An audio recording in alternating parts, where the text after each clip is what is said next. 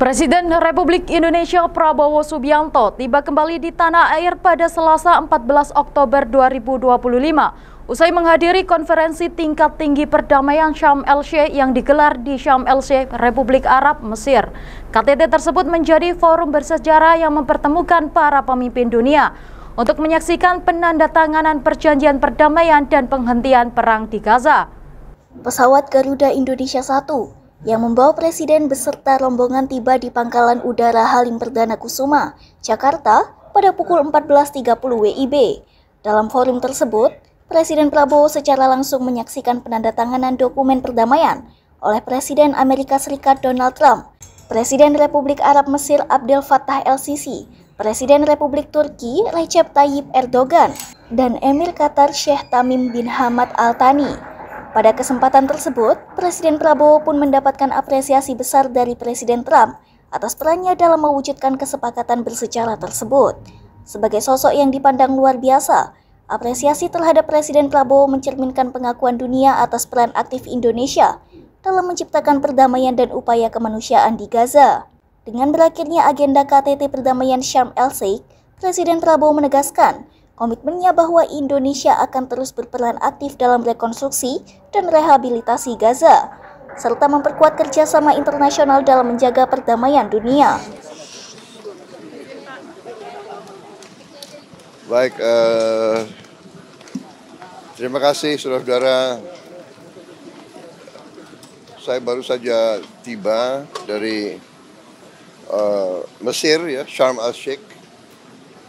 Di situ kita kumpul, saya kira banyak tokoh dari banyak negara menyaksikan tanda tangan pokok-pokok persetujuan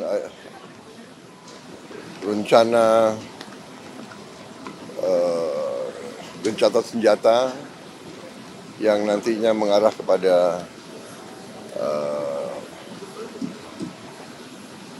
perdamaian keseluruhan. Jadi ya ini usaha yang besar. Kita berdoa bahwa ini akan sukses. Tapi saya kira ini awalan yang baik.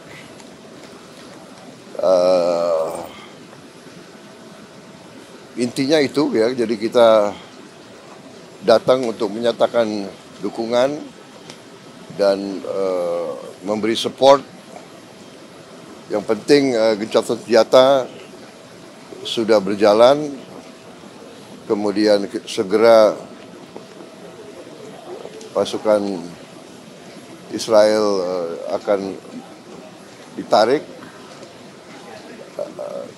tentunya sesuai tahapan-tahapan. Sandera-sandera sudah dilepas, masih ada beberapa yang mungkin yang jenazahnya yang belum ketemu. Saya kira itu intinya ya. Jadi ya Indonesia tentunya selalu diajak untuk ikut mendukung proses besar ini, dan memang ini tekad kita sebagai bangsa, tekad saya. Puluhan tahun saya membela Palestina, puluhan tahun sejak saya masih muda. Kita terus-menerus mendukung kemerdekaan Palestina, rakyat Palestina. Dan alhamdulillah ya kita bisa berbuat. Indonesia selama ini aktif. Kita kirim bantuan, kita kirim kapal, kita kirim Hercules berkali-kali. Saya kira rakyat Palestina dan rakyat Timur Tengah melihat bagaimana komitmen Indonesia. Kita juga kirim bantuan pangan cukup besar, ya. Ribuan ton beras kita kirim, dan kita terus komit untuk mendukung ini. Dan saya ditanya oleh pihak-pihak yang merupakan pihak katakanlah mediator kunci, ya. Amerika Serikat dengan Turki, Qatar, Mesir, negara-negara yang langsung berurusan sama Palestina, mereka bertanya gimana kesiapan Indonesia. Kami katakan kami siap. Kalau diminta pasukan penjaga perdamaian, pasukan peacekeeping, Indonesia siap. Itu sudah saya tegaskan. Kita sekarang akan bicara